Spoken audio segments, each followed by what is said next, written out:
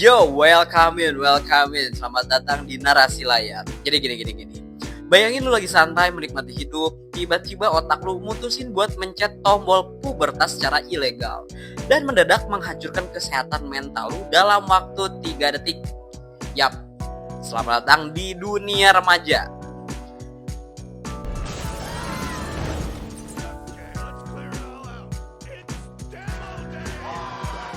Kenalin, ini Anxiety, si Oren Mini yang punya hobi overthinking subuh-subuh tentang masa depan yang bahkan belum tentu terjadi. Di film kedua ini, dia datang ke markas besar isi kepala Riley bukan buat bertamu, tapi buat melakukan kudeta militer secara brutal. Dia ngeliat Joy, si emosi selalu ceria, terus bilang, "Sorry bos, lu terlalu positif buat dunia yang kejam ini. Masuk botol aja lu sana." Dan boom, emosi masa kecil Riley resmi di-kick dari grup chat kepalanya sendiri. Efeknya di dunia nyata, ya Riley langsung berubah dari bocah hoki yang lucu menjadi remaja labil yang berusaha keras kelihatan keren di depan anak-anak skena.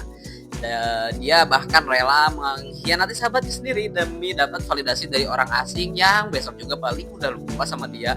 Klasik teenager move. Oke. Sebelum kita melihat seberapa hancur hidup Riley, mari kita absen dulu para imigran gelap yang masuk ke otaknya. Pertama ada Envy, si biru kecil yang matanya selalu berbinar tiap kali melihat barang milik orang lain. Dia adalah alasan kenapa lu mendadak pengen beli sepatu mahal yang sebenarnya gak perlu lu butuhin gitu. Cuma biar gak kalah saing sama tetangga gitu. Oke. Yang kedua ada Inouye. Inouye, nama panggilannya bosan ya, tapi kelakuannya lebih mirip lu pas lagi jam pelajaran matematika. Rebahan, pasang muka jutek, dan matanya gak bisa lepas dari layar HP. Dan yang terakhir ada Embarrassment, sesosok raksasa pink pakai hoodie yang kerjanya cuma keringetan dan pengen menghilang dari bumi tiap kali lu salah ngomong di depan umum. Kombinasi yang sangat sehat untuk merusak mental seorang anak umur 13 tahun, bukan?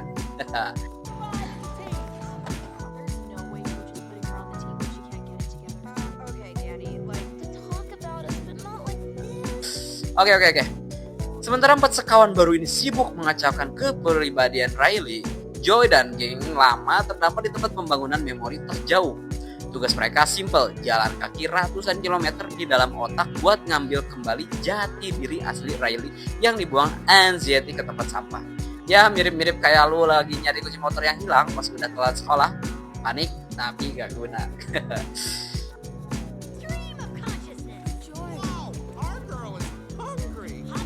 Di dunia nyata, Anxiety mulai melakukan eksperimen sosial ke Riley. Dia memaksa Riley buat mengubah selera musiknya, cara bicaranya, bahkan gaya rambutnya demi bisa diakui sama geng kakak kelas yang populer namanya Val. Look at her. Riley ketawa maksa dengerin jokes garing kakak kelasnya. Sementara di dalam kepalanya si cemas lagi teriak pakai mikrofon. "Ayo ketawa lebih keras lagi Riley, atau mereka bakal tahu kalau lu itu aslinya garing."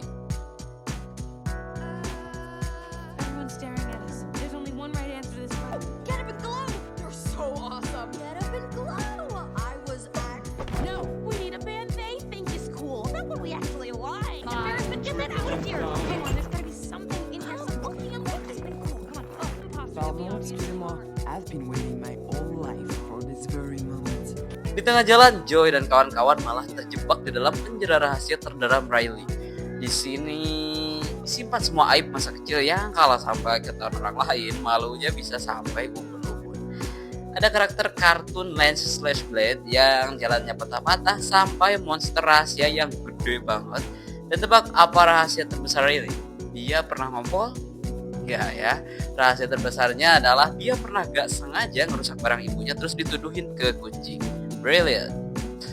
Masuk ke malam hari, disinilah puncak komedi gelapnya dimulai. Pas Riley mau tidur, Anxiety malah lembur bagai kuda. Dia pikir sudah film dadakan di otak Riley, khusus buat memutar video dokumenter berjudul 1000 alasan kenapa masa depan lu bakal hancur besok pagi. Lu semua pasti pernah kan jam 2 subuh matanya melotot gara-gara mikirin kesalahan lu 5 tahun yang lalu. Nah, selamat, otak lu lagi dijajah sama Anxiety.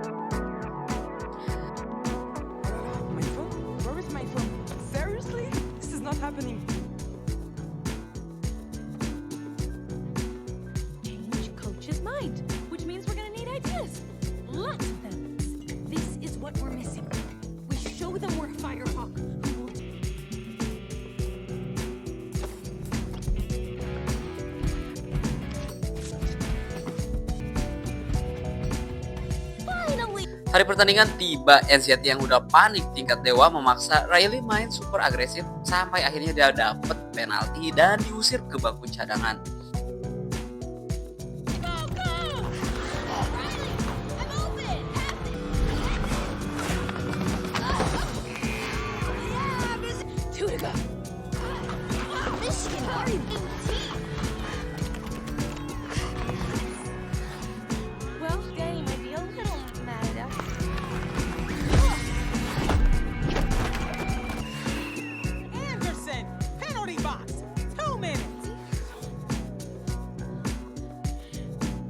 Sinilah badainya pecah.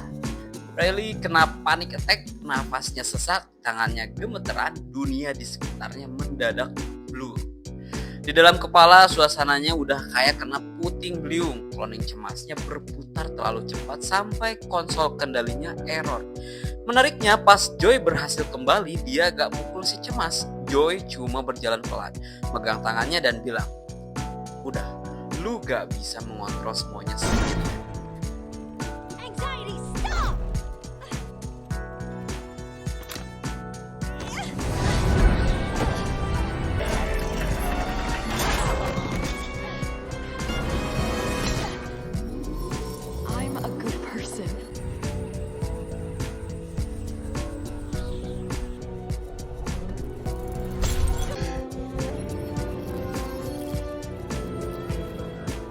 Di momen ini gua sadar film ini bukan cuma buat anak-anak, tapi surat terbuka buat kita yang sering maksain jadi sempurna.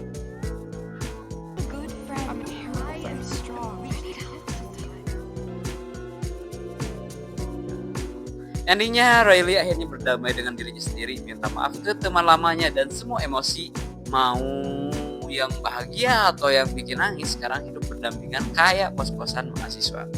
Jadi dari semua kegilaan di kepala Riley tadi, emosi mana yang paling sering ngecit di otak lu belakangan ini? Si cemas yang hobi bergadang atau si iri yang bikin pengen check out barang mulu? Tulis di kolom komentar ya, biar gua tahu seberapa acak-acakan mental penonton gua. Jangan lupa klik like, subscribe, dan share video ini ke temen lu yang kerjanya overthinking tiap malam. Gua dari Narasi Layar cabut dulu, bye-bye.